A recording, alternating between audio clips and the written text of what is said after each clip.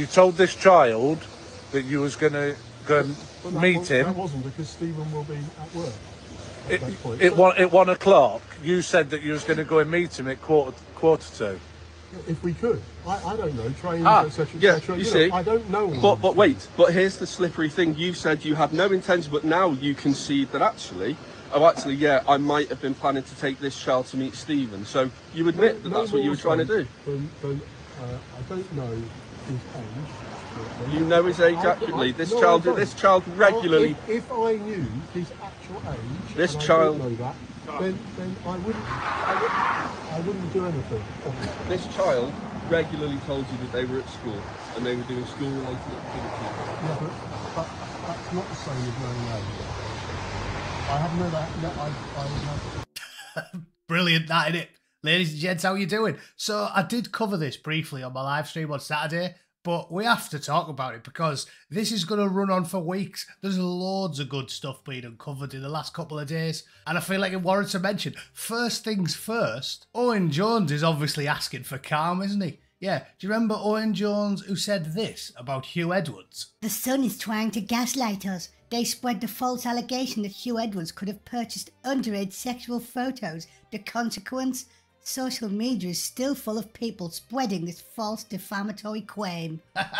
Yeah, cheers, Owen. Obviously, that's from this Express story. Hugh Edwards, Owen Jones blasted after furious defence of BBC star resurfaces. And it was a textbook case of what you'd expect from a woke lefty, which is throwing all common sense and objectivism out the window and fully embracing desperate, hopeful optimism. Essentially, that's what they do for a living. That's what their ideology is as a whole. Hope for the best. Yeah. Let 100,000 unvetted blokes in from some of the worst parts of the planet and hope for the best. Yeah. If there's a fire, empty all the fire hydrants and don't fill the reservoirs up and stack the fire department with little fat women in wheelchairs. Hope for the best. It's the crux of their ideology. And because Owen Jones is also flaming, Owen Jones was like, oh no, he definitely be a good guy. It's all going to be nonsense. Well, funny old thing, he's obviously trying to be a bit impartial on this whole affair as well. If you don't know who Ivor Kaplan is, I'll cover it shortly. Suffice it to say, as usual with British politicians, he is a proper deviant, and judging by his grotesque Twitter feed that I won't be showing you here, he's been up on more pipes than the Mario Brothers, so never saw that coming.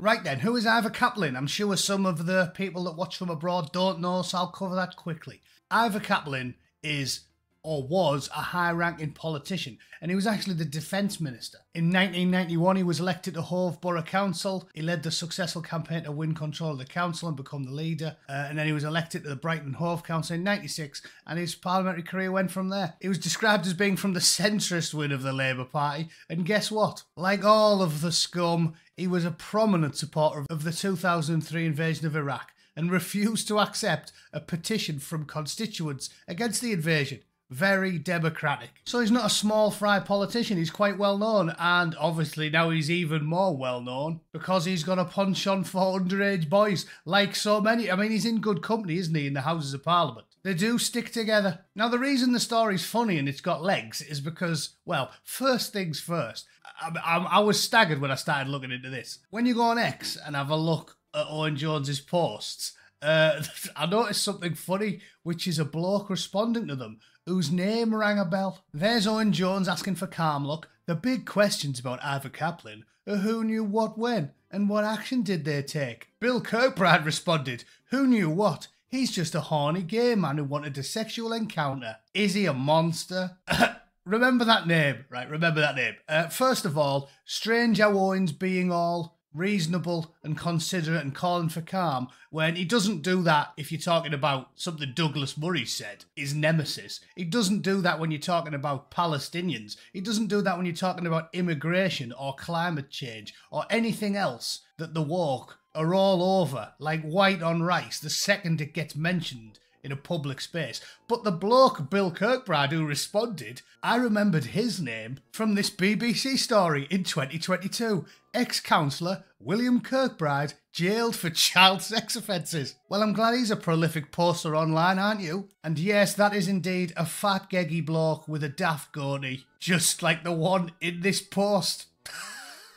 So the plot thickens. Not only do we not do anything about groomers, especially if they come from Bangladesh or Pakistan or what have you, not only do we do nothing about that, when we jail people for being full-blown diddlers, apparently the first thing we do is hand them a laptop computer when they're walking out of prison and go, enjoy yourself, fellas. Yeah, we really do that. Evidenced by Mr. Kirkbride's tweets. He'll have been conker deep in a 12-year-old's holiest of holies faster than you can say parole the second he walked out of prison. It's really quite unbelievable. Oh yeah, and obviously he was a Labour councillor, obviously. A predatory former councillor jailed after sending explicit messages to an undercover officer he thought was a 14-year-old boy. He initiated conversations with what he thought was a boy on the dating app Grindr, saying he was in need of some fun. Brilliant.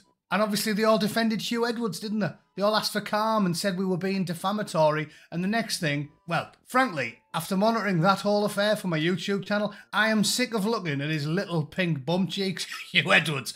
The bloke was an absolute deviant, and all of these people were defending him. So obviously they're doing the same for Mr. Kaplan, aren't they? And the final element to add in here is some glorious hypocrisy. And of course the fact that he was slagging off Elon Musk, because that's the thing, isn't it? That's the crux of this issue. The reason our politicians love slagging off Elon Musk is because he's got a big platform and he's a little bit weird, so it's easy for them to throw stones. They love having a pop at him, but he's never Rogered a schoolboy, has he? So, you know, he has got some high ground to speak from. And as Mr. Steerpike points out, it was just 6 days ago that Ivor Kaplan, the former Labour MP for Hove, emerged from obscurity to offer his thoughts on Elon Musk.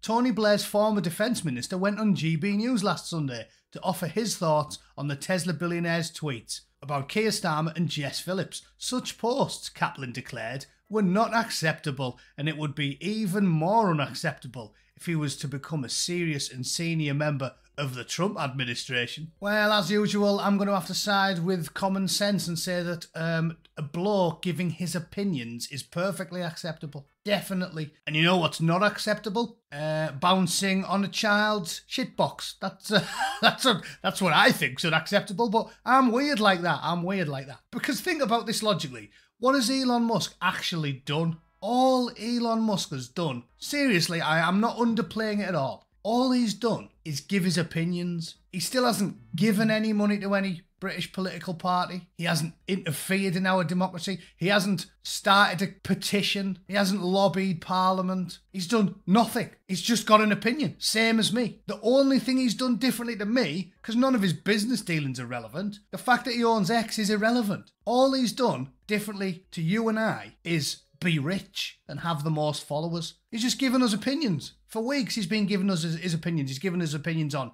Germany and France and the Netherlands and fires and groomers and doomers and everything in between. He's just giving us his honest opinions, unvarnished, and Ivor Kaplan, who's got a rusty sheriff's badge like a gutted fireplace, he's telling us that that is completely unacceptable. Having opinions that the left don't agree with is completely unacceptable, but being a full-blown diddler is perfectly acceptable, and you should always get the benefit of the doubt, and you should always offer your thoughts and prayers and your support to full-blown diddlers like Hugh Edwards, who's shown how all the world is bum cheeks.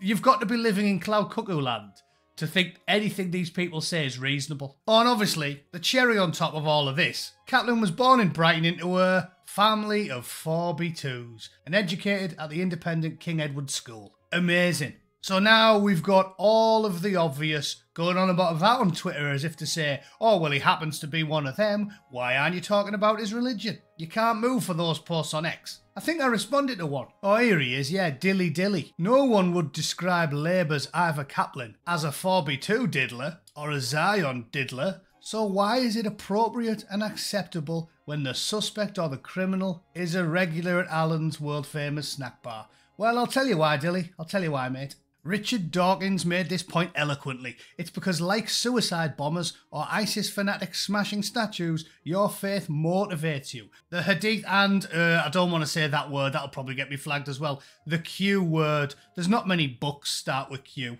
Well, other than Q magazine, I suppose. Mighty Mo, the perfect man who they worship above all others, as we all know, married a 7-year-old and got fired into a 9-year-old. And the otherized non-believers. And as I said, Richard Dawkins made this point very eloquently after 9/11, saying that, you know, the IRA spawned terrorists, but they did it in spite of their religious faith. There's nothing in the Bible that says that's a good idea. But their big daft book of desert fables, in multiple passages, fully tells them there's nothing better than waging war on the infidels, the people, and they tell us themselves when they get arrested. They tell us that's why they're doing it, and that's why they're targeting who they're targeting. In fact, I'll quote one of them, shall I? This story is from The Independent, which is very, very, very left-wing and woke, so obviously they like this, and they push this headline, because like our MPs, they cover it up. They run cover for the people that are doing it, and everybody knows it. And they ran this story, which hoists them by their own petard, because the headline says, oh, the Newcastle gang did not target white girls because of their race, the activist, idiotic, woke judge ruled, but just because they were young and impressionable. Yeah, course they were. And there's a photo of them all, yeah, the obvious. This activist judge was responding to Lord MacDonald, who said the abuse of these girls by Asian men was a profoundly racist crime after the scandal was revealed last month. So the Labour Party got some lefty judge, one of Tony Blair's appointees, to say it definitely wasn't because of their race, it's just because they're naive. But if you go down a little bit, you have the quote I was mentioning. One defendant who was not sentenced on Tuesday once told a female ticket inspector, all white women are only good for one thing, for men like me to F and use like trash. That's all women like you are worth. So, in the same story where they're going, oh, definitely not racist, even though one of the top prosecutors in the land said they were, we get a quote like that. If you read that quote and you don't think these people were ethnically and religiously motivated to do what they did, I've got a bridge to sell you. In fact, no, I haven't. I haven't got a bridge to sell you because you're too thick to have a bank account. You're still reading words in a tin and getting spoon-fed your food by your care worker.